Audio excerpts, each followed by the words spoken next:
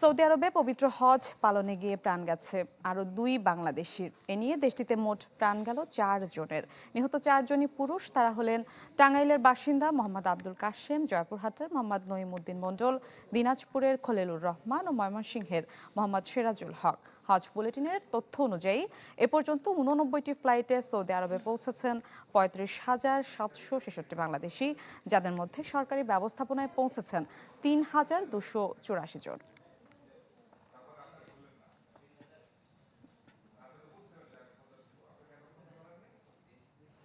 দর্শক, এ বিষয়ে আরো বিস্তারিত জানবো। সৌদি আরব থেকে যুক্ত হচ্ছেন সহকর্মী সৈয়দ আহমেদ ভুয়া। সৈয়দ, আরো 2 বাংলাদেশের মৃত্যুর কারণ সম্পর্কে কি জানা গেল? সাথে একটু জানাবেন হজের প্রস্তুতি এবং হাজিদের নিরাপত্তায় আসলে কি কি ব্যবস্থা নেওয়া হয়েছে। জি, ধন্যবাদ আপনাকে। আপনি যেরকম জানিয়েছেন, আসলে দেখেন এই পর্যন্ত যে এই হাজিরা যে মৃত্যুবরণ যারা করেছে এর মধ্যে 3 জন যে আমাদের যে ডাক্তার টিম বাংলাদেশ থেকে এসেছে এরা চেক করেছে, এবং সৌদি ডাক্তার যে টিম আছে তারা এখানে কিন্তু একজন মৃত্যুবরণ করার সাথে সাথেই কিন্তু তাদেরকে সরকারি হসপিটালে কিন্তু স্থানান্তর করতে হয়। সেখানে মেডিকেল রিপোর্ট নেওয়া হতো, সেই মেডিকেল রিপোর্টে ক্লিয়ারলি বলা হয়েছে একজন হৃদরোগ আক্রান্ত হয়ে মারা গেছেন, আর বাকি 3 জন সকলেই স্বাভাবিক মৃত্যু হয়েছে। এইটা ছিল কিন্তু তাদের মৃত্যুর তথ্য, যেখানে হজ মিশন যে কামরুল ইসলাম সাহেব আছে, হজ কাউন্সিলর, তিনি আমাদেরকে জানিয়েছেন। আর পাশাপাশি যেখানে এই হজ নিয়ে সৌদি সরকার কিন্তু পর্যাপ্ত নিরাপত্তা নিয়েছে। আসলে এটা কিন্তু বিগত বছরগুলি নিতে কিন্তু আমি লম্বা একটি সময় কিন্তু হজ কাভারেজ দিয়ে থাকি, কিন্তু এই বছরের নিরাপত্তাটা কিন্তু এমন ভাবে নিচ্ছে, যেটা যে এর কারণটা হলো যে আপনি জানেন যে বহির্বিশ্বে যেই যুদ্ধের যেই একটি সমস্যা চলতেছে, এর কারণ হিসাবে নাকি অন্য কিছু, এটা আমরা আসলে এখনো তথ্য আমাদের কাছে নেই।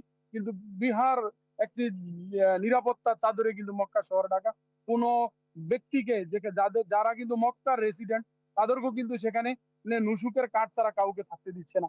এর কারণটা হলো তারা ক্লিয়ারলি বলতেছে যে এখানে কিন্তু হাজিদেরকে নির্বিঘ্নে ইবাদত করার জন্যই তারা কিন্তু এটি করতেছে।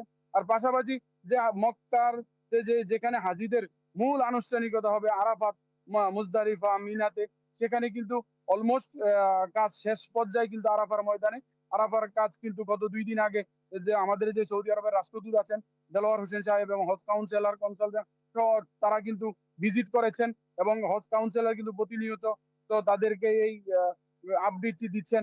আর বিশেষ আরেকটি জিনিস আপনাকে জানিয়ে রাখি যে গত কিছু বছরগুলির থেকে এই বছরে কিন্তু লাগেজ যেই নিয়ে সমস্যাটা ছিল, এটা কিন্তু এই বছর না বললেই চলে। যে একটা সামান্য সমস্যা যেটা ছিল তারা কিন্তু আগে আপডেট দিত না, এখন কিন্তু এই বছর যিনি হজ কাউন্সিলর এসেছেন তিনি কিন্তু প্রত্যেকটি ব্যাগ এবং প্রত্যেকটি হোটেলের কোন ব্যাগগুলি কোন হোটেলে যাবে সেই সাথে কিন্তু সাংবাদিকদের সাথে নিয়ে তিনি কিন্তু একটি গ্রুপ করে এখানে ইমিডিয়েট আপডেট দিচ্ছে আর কি। সেখানে কিন্তু জি জি সৈয়দ, বুঝতে পেরেছি। ধন্যবাদ আপনাকে।